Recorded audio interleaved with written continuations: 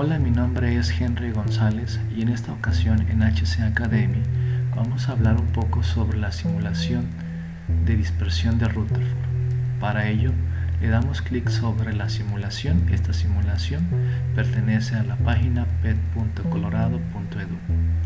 Entonces le damos clic y esperamos que se cargue la simulación. En ella aparece dos opciones. Una de ellas es el modelo atómico de Rutherford y otra es el modelo atómico del budín de pasas o del panqué de pasas de Thomson.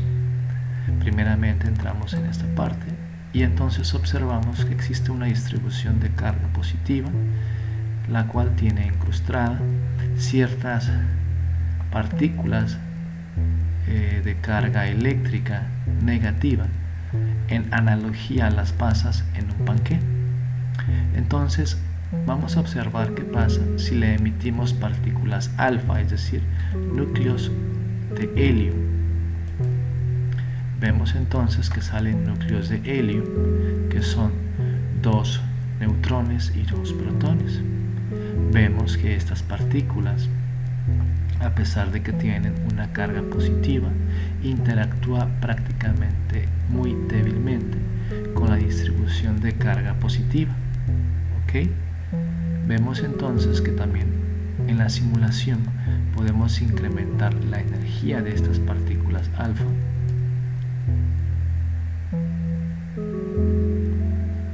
y podemos dibujar las trazas que siguen. ¿Okay?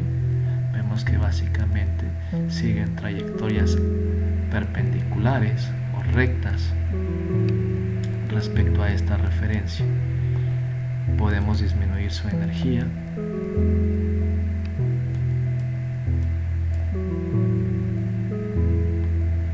y vemos que prácticamente estas partículas pueden atravesar la distribución en el modelo de Thomson sin ningún problema. ¿Okay? Bien, vamos a pasarnos entonces al caso del modelo de Rutherford.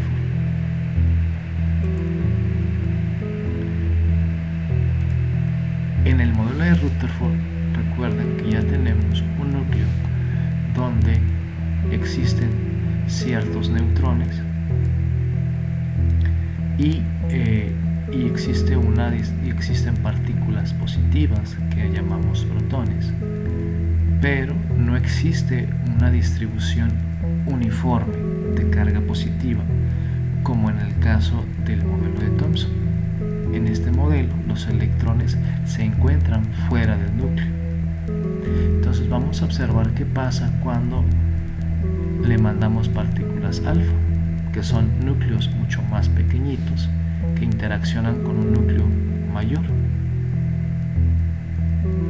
Aquí estamos hablando que este núcleo tiene 79 protones y 118 neutrones. Como ustedes ven, se ve una gran cantidad de gris en este núcleo, lo que son los neutrones. Vemos que dada la conformación de este núcleo, las partículas alfa, los núcleos de los átomos de helio, sienten la carga positiva del núcleo, de tal manera que al interactuar con las cargas positivas de estas partículas se dispersan, ¿sí? No pueden llegar a chocar contra este núcleo el cual tiene una gran cantidad de protones. Esto nos dice que en el modelo de Rutherford, la distribución de carga, al ser puntual, implica que el campo eléctrico es mucho más intenso.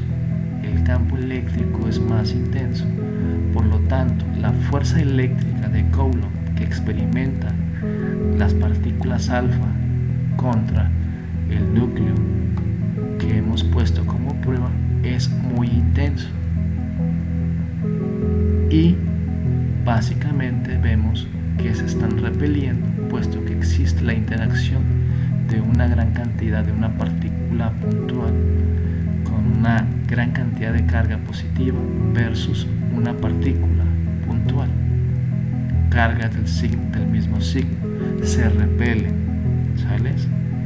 Y en este caso vemos que estas partículas no atraviesan ese núcleo como ocurre en el módulo de Thomson, porque ahora el núcleo es un objeto bien definido, es algo puntual, por lo tanto tiene un campo eléctrico mucho más intenso que en el modelo de Thomson. Vemos que entonces podemos quitarle un poco de neutrones, donde los neutrones lo que hacen es camuflajear un poquito esa carga positiva de los núcleos, pero a la vez sabemos que le dan cierta estabilidad. Pero vamos a ver qué pasa si reducimos esta cantidad de neutrones y vamos a ver cómo son estas trazas. Miren, fíjense qué pasa si yo incremento la cantidad de neutrones.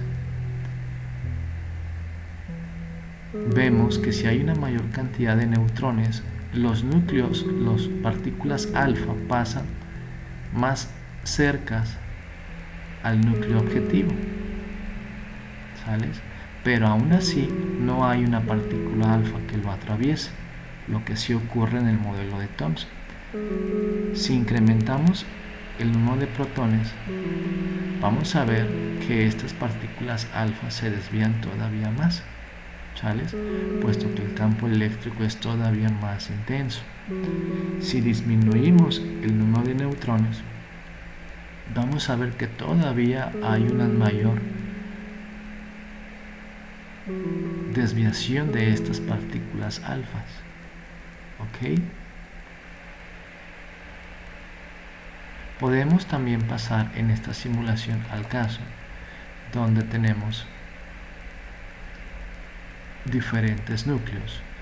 Observamos 2 o 3 núcleos y podemos ver cómo las partículas alfa pasan las órbitas de los electrones, pero no chocan contra ningún núcleo objetivo. Si nos regresamos al modelo inicial, podemos darle más energía a estas partículas alfa, pero aún así, miren, simplemente se aproximan un poquito más al núcleo, pero no lo logran chocar. Es decir, estas partículas alfa sufren una cierta dispersión. Es decir, hay un ángulo involucrado que aparece en el modelo de Rutherford.